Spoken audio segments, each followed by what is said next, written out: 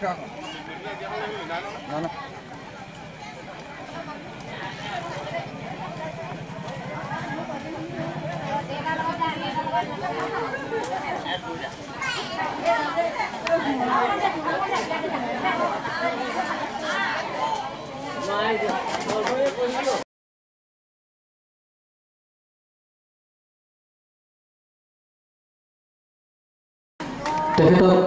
দুআষাৰ থুলমূলকৈ ক'বৰ বাবে মাইক্ৰফোনটো আগবঢ়াই দিছোঁ।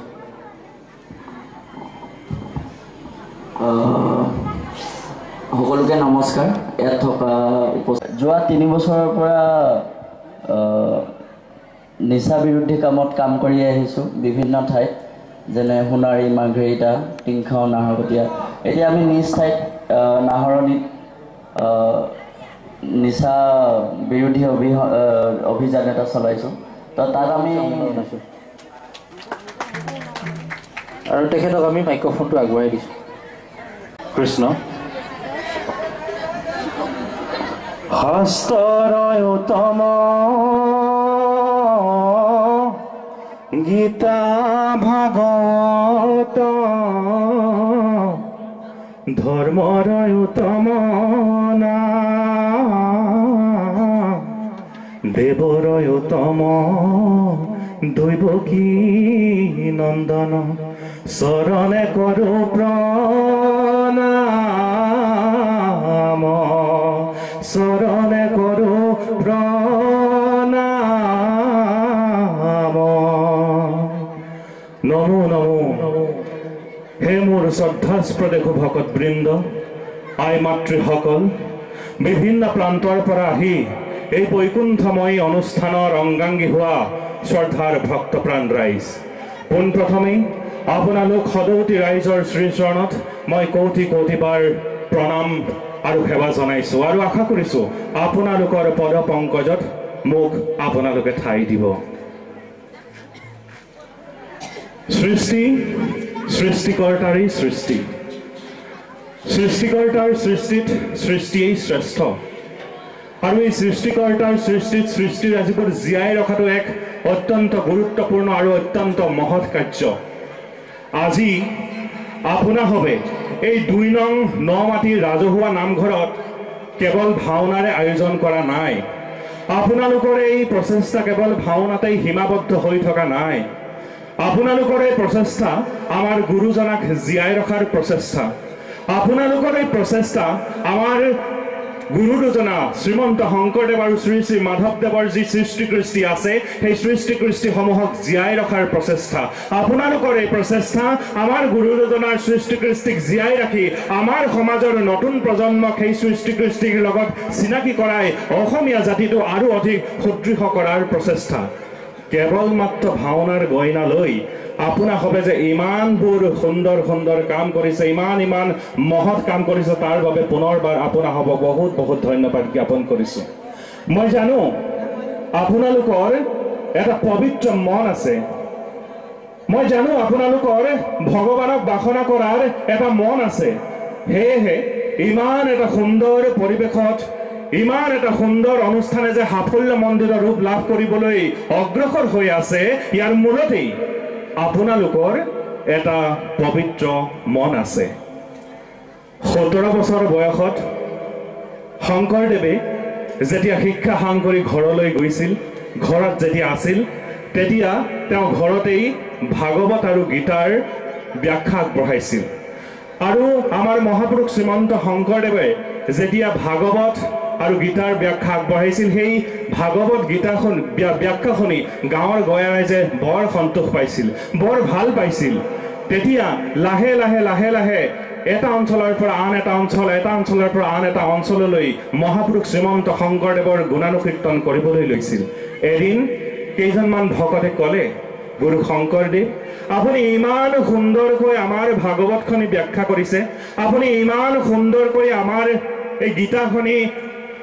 আপুনি ব্যাখ্যা কৰিছে, আপোনাৰ শ্ৰীমুখৰ শ্ৰীবাণী শুনি আমি অত্যন্ত সুখ আৰু প্ৰশান্তিৰ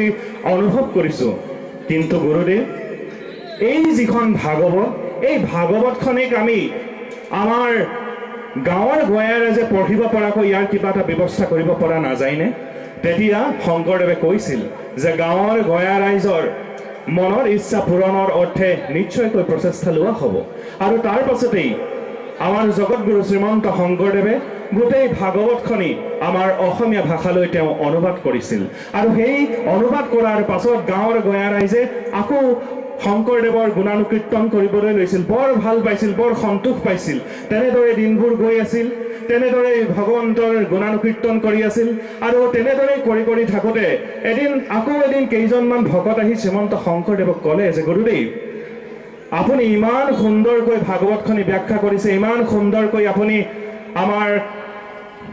গীতাখনি আপুনি ব্যাখ্যা কৰিছে, তাক লৈ আমি অত্যন্ত সুখ অনুভৱ কৰোঁ। আৰু আপুনি যে আমাৰ গাঁৱৰ গঞা ৰাইজে পঢ়িব পৰাকৈ এই ভাগৱতখনি যে আপুনি ব্যাখ্যা কৰি দিছে, তাৰ বাবে আমি গাঁৱৰ গঞা ৰাইজে অত্যন্ত সুখ অনুভৱ কৰিছোঁ। কিন্তু এতিয়া আমাৰ গাঁৱৰ ৰাইজে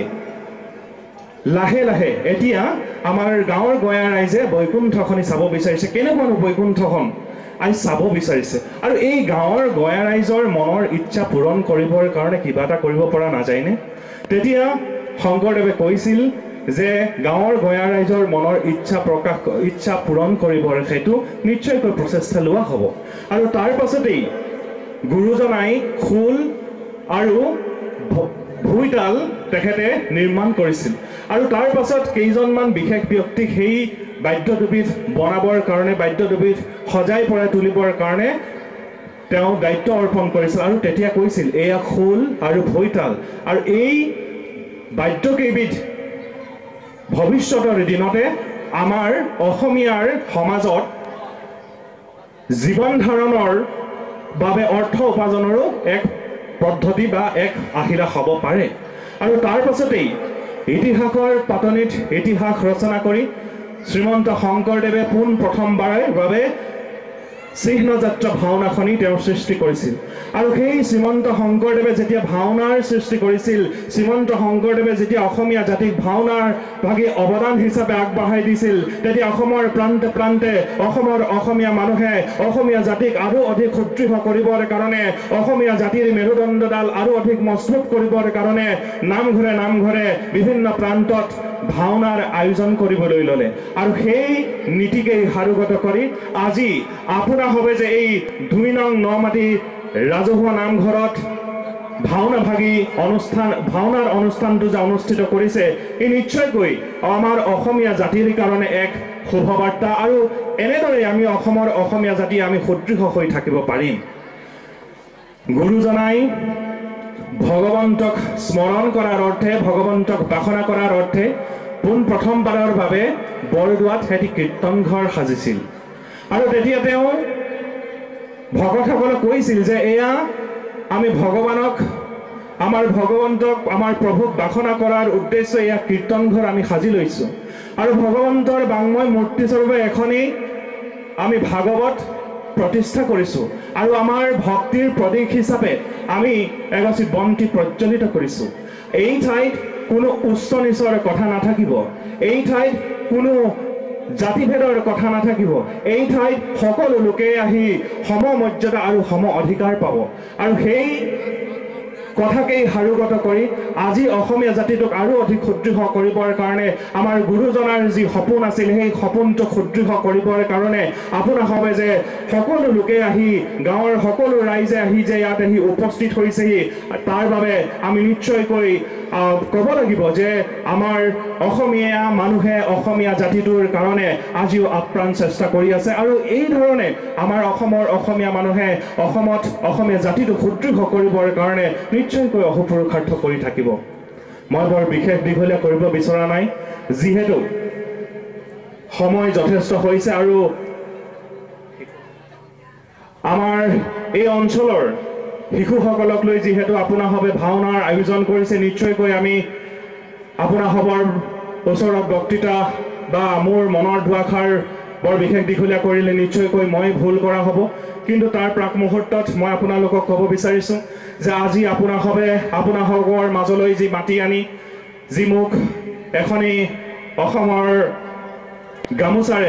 অসমীয়াৰ প্ৰাণ গামোচাৰে যি সন্মান দিলে, যি মৰম দিলে, যি আদৰ দিলে, তাৰ বাবে মই আপোনালোকৰ ওচৰত চিৰকৃতজ্ঞ হৈছোঁ। আৰু এই অঞ্চলৰ প্ৰতিগৰাকী মানুহৰ কাৰণে বা প্ৰতিগৰাকী মানুহৰ শ্ৰীচৰণত মই চিৰজীৱনৰ কাৰণে দায়বদ্ধ হৈছোঁ আৰু আশা কৰিছোঁ আপোনালোকৰ প্ৰচেষ্টাত এনেধৰণে আমাৰ উঠি অহা নৱপ্ৰজন্মক আমাৰ অসমীয়া জাতিটোক সুদৃঢ় কৰিবৰ কাৰণে বিভিন্ন ধৰণৰ অনুষ্ঠান প্ৰতিষ্ঠানবোৰ অনুষ্ঠিত কৰিব আৰু যথাসম্ভৱ মোৰ দ্বাৰা যি সম্ভৱ হয় আপোনালোকৰ মাজত মই আজিৰ পৰা অনাগত ভৱিষ্যতৰ দিনলৈকে আপোনালোকৰ মাজৰ হৈ আপোনালোকৰ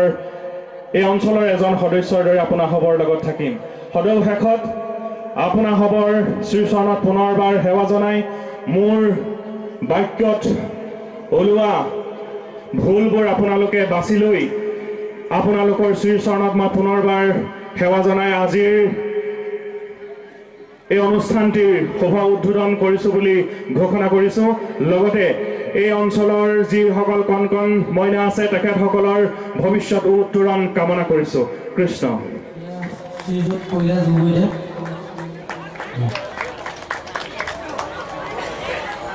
আমি মাইক্ৰফোনটো আগবঢ়াই দিছোঁ কৃষ্ণ ধন্যবাদ জনাইছোঁ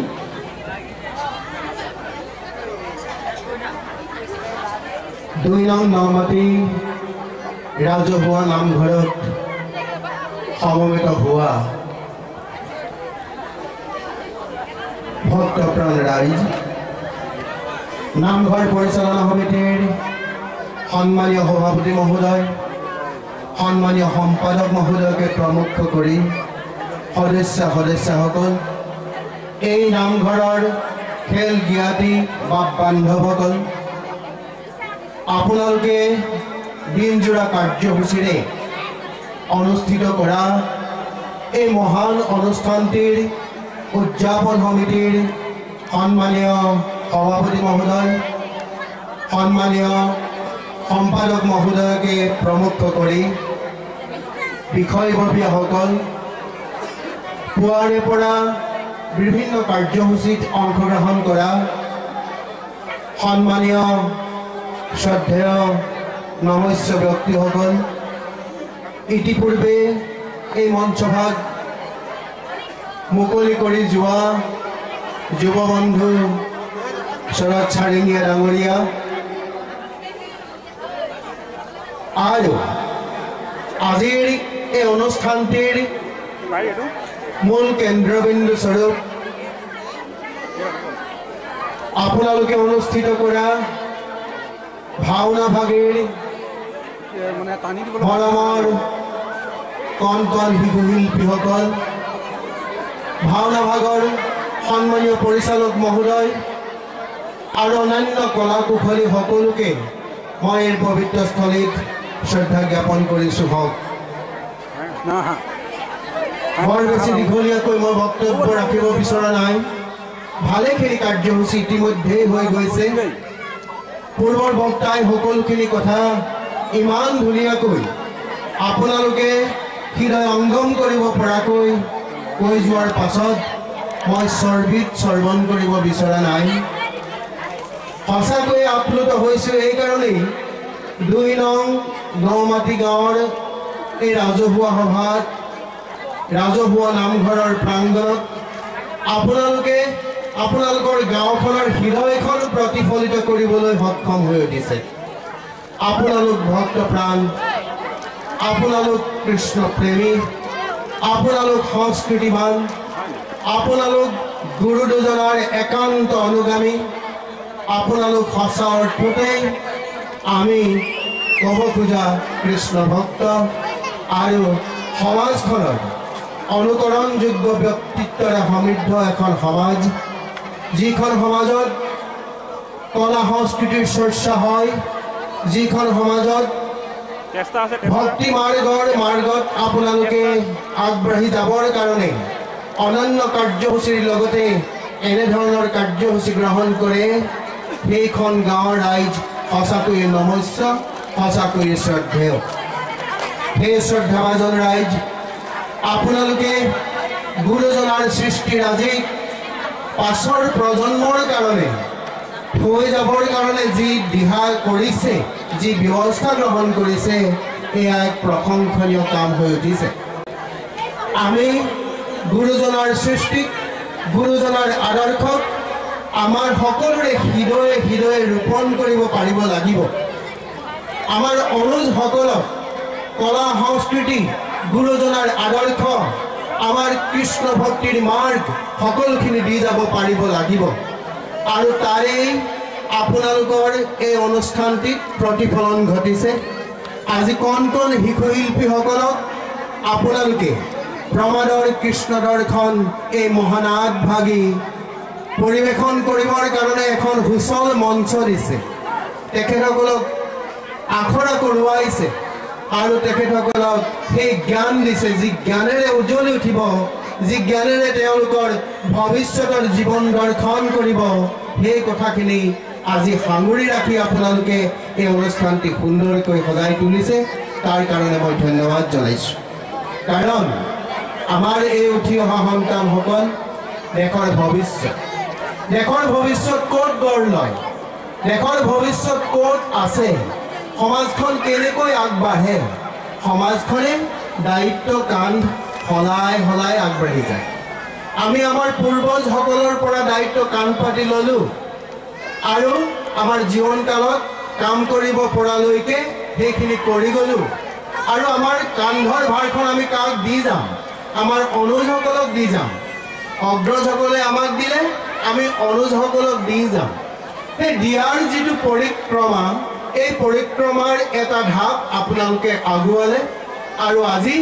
কলা সংস্কৃতিৰে সমৃদ্ধ এই অনুষ্ঠানটি আমাৰ শিশুসকলৰ জৰিয়তে পৰিৱেশন কৰাই আপোনালোকৰ দূৰদৰ্শিতাৰ পৰিচয় দিলে মই মহাপুৰুষ গুৰু দুজনাৰ সম্পৰ্কত বিস্তৃতভাৱে ক'বলৈ নাযাওঁ যথেষ্টখিনি আলোচনা হৈছে আপোনালোকে সন্দৰ্ভত অন্তঃকৰণেৰে গোটেইখিনি কথা বুজি পাই জানে আমি শংকৰদেৱক যদি আমাৰ সমাজৰ উত্তম পুৰুষ বুলি কওঁ তেতিয়াহ'লে আমি ভগৱান শ্ৰীকৃষ্ণক কম আমাৰ ভাৰতীয় দৰ্শনৰ উত্তম পুৰুষ ভগৱানৰ অৱতাৰ ভগৱান শ্ৰীকৃষ্ণৰ মাহাত্ম্য প্ৰকাশৰ কাৰণে সমাজখনক সেই মাৰ্গত আগবাঢ়ি যাবৰ কাৰণে আগুৱাই নিবৰ কাৰণে সহজ পন্থা হিচাপে গুৰুজনাই সৃষ্টি কৰিছিল নাট ভাওনাৰ আমি কেনেকৈ শিকোঁ আমি শুনি শিকোঁ আমি কেনেকৈ শিকোঁ আমি দেখি শিকোঁ শ্ৰৱণৰ জৰিয়তে আমি শিকোঁ কথনৰ জৰিয়তে আমি শিকোঁ কিন্তু নাটখনত শ্ৰৱণ কথন সকলোখিনি হয় অভিনয়ৰ জৰিয়তে আমি ভগৱানৰ মাহাত্ম্য প্ৰকাশৰ জৰিয়তে আমি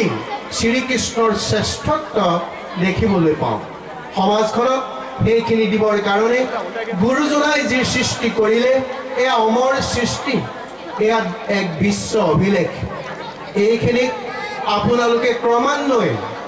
প্ৰজন্মৰ পাছত প্ৰজন্ম এই অঞ্চলত ধৰি ৰাখিবৰ কাৰণে ব্যাপ্তি ঘটাবৰ কাৰণে যি প্ৰচেষ্টা গ্ৰহণ কৰিছে তাৰ কাৰণে মই সকলোৰে ওচৰতে কৃতজ্ঞতা জনাই মোৰ বক্তব্যৰ শেষৰ ফাললৈ মই আগবাঢ়িছোঁ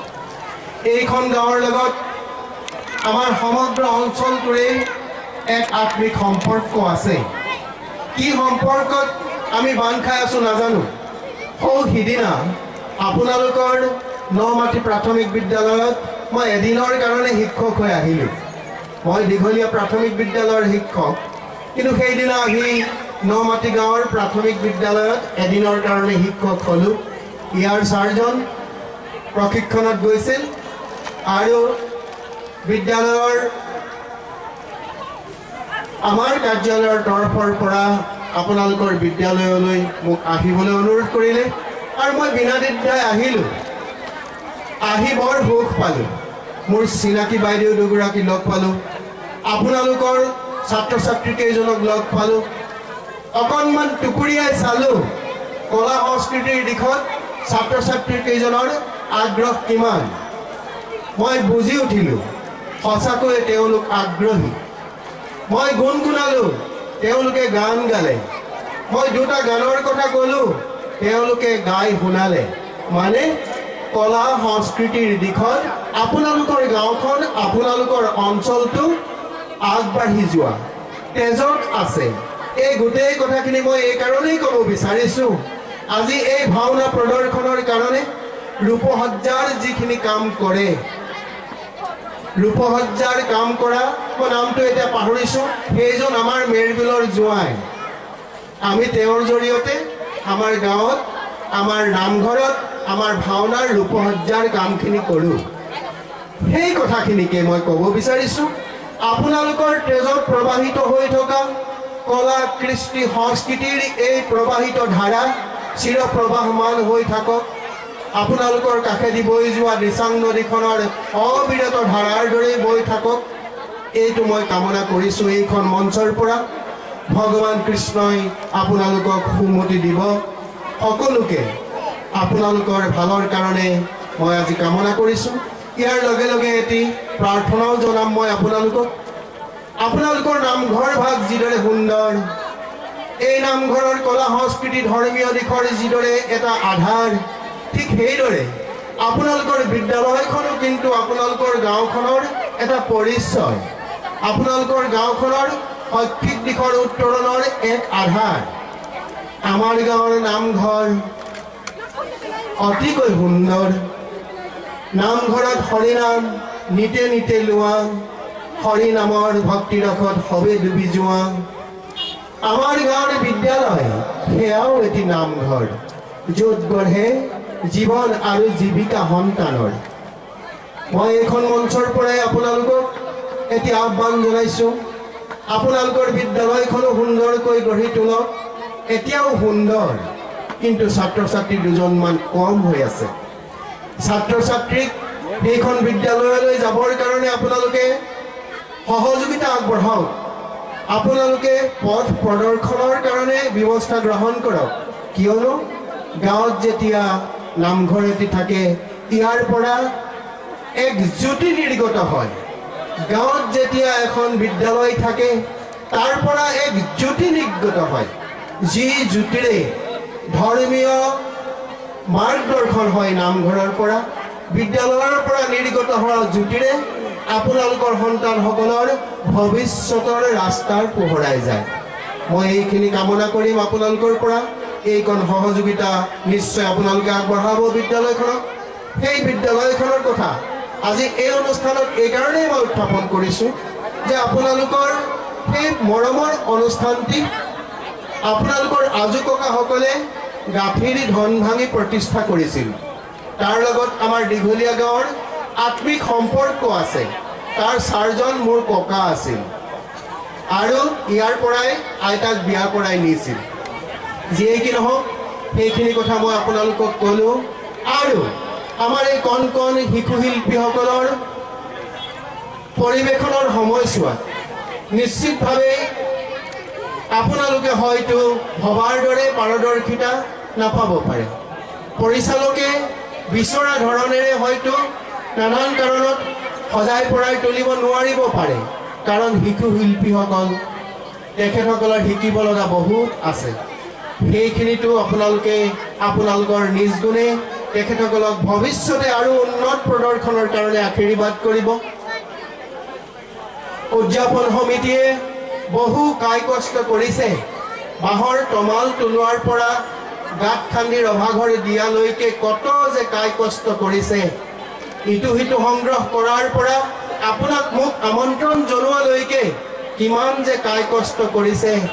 সেইখিনি কৰোঁতে কৰবাত নিশ্চয় ভুল ভ্ৰান্তি থাকি যাব আপোনালোকক হয়তো আপোনালোকৰ আসনখন আগবঢ়াই দিব নোৱাৰিব পাৰে কিন্তু অন্তৰত তেখেতসকলে আপোনালোকক আসন দিছে এই পবিত্ৰ স্থলীলৈ আপোনালোকক আমন্ত্ৰণ জনাইছে আপোনালোকে নিজ গুণে সন্তোষ নিশ্চয় হ'ব এইখিনি প্ৰাৰ্থনা জনাই মই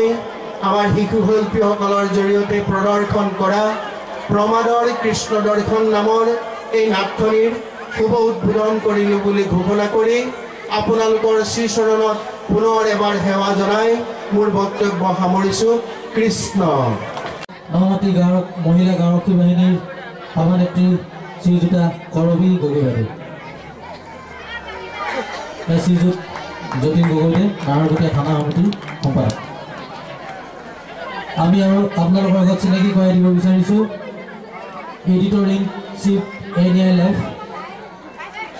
জানো চিয়ান সোণোৱালক এখনি আমি ফুলাম গামোচাৰে সম্বৰ্ধনা জনাব বিচাৰিছোঁ সম্বৰ্ধনা জনাব জনাৰ্দন চেতিয়া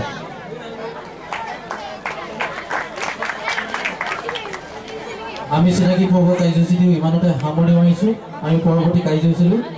আগবাঢ়িব বিচাৰিছোঁ